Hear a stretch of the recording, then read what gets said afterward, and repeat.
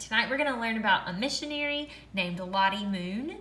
And our focus word for tonight is boldness. And our memory verse is Psalm 27:1. The Lord is my light and my salvation. Whom shall I fear? The Lord is the strength of my life. Of whom shall I be afraid? And I want you to think about a time that maybe you have been afraid. I'm going to give you a second to think about something maybe you've been afraid of, or a moment, or something. All right, you have that thought in your head? Okay, so if you were afraid of the dark, would you put on a mask that makes it even darker? Or would you maybe turn on a light? I want you to think about which solution you would pick.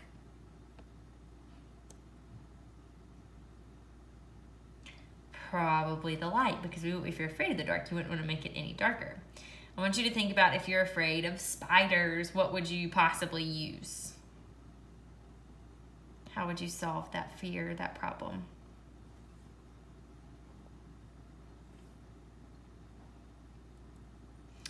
If you were afraid of riding a bike, how could you solve that fear?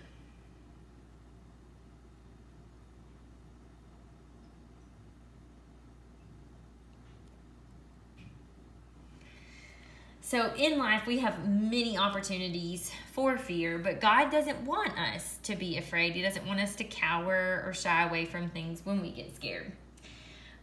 So maybe you're afraid to ride a bike. Maybe you've been afraid to go maybe into a dark basement, or maybe even riding a roller coaster at an amusement park. Lots of things. Maybe swimming for the first time, riding a bike for the first time. And so some of those things are really common things that people are afraid of. And when we're faced with those fears, sometimes we do have options of how to fix them. So there are many things in life that as a person we can be afraid of, but God doesn't want us to cower away from those things. He wants us to have boldness.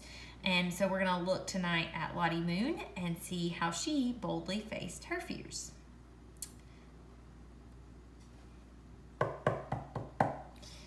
The noise of someone pounding on the front door echoed through the halls of my home in Pingtu City. But this knock didn't sound like a person who was coming for a visit. This knock sounded serious. I opened the door to find one of the new believers from our brand new church, Shaolin Baptist Church, with a worried look on her face.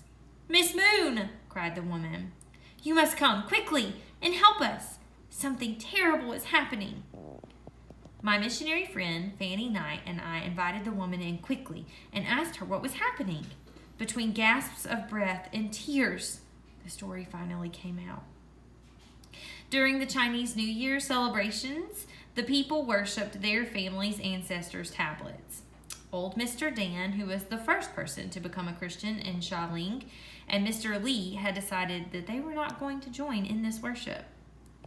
Mr. Dan's relatives were so angry with him that they had tied his hands and feet to a pole and beat him up.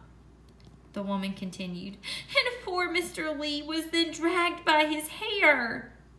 "Are they?"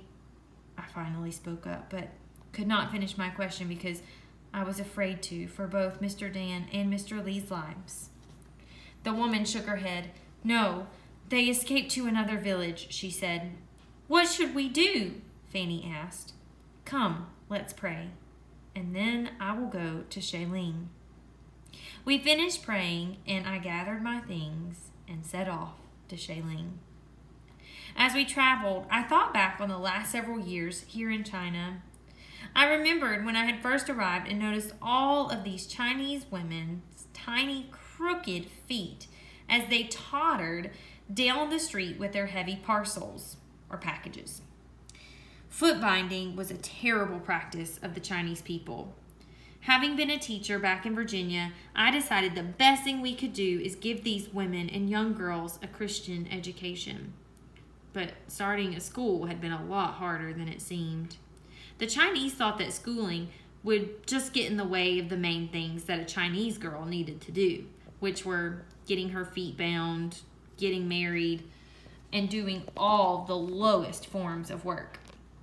Even after I convinced several parents to send their girls to my school, I had a hard time convincing them to stop the foot binding process. In China, regular-sized feet were thought to be ugly. In order to make their feet smaller, a very young girl's feet were bent and bound with pieces of cloth to keep them very tiny. This would eventually break some of the bones of their feet and make them far more deformed and ugly, and would also leave them in constant pain.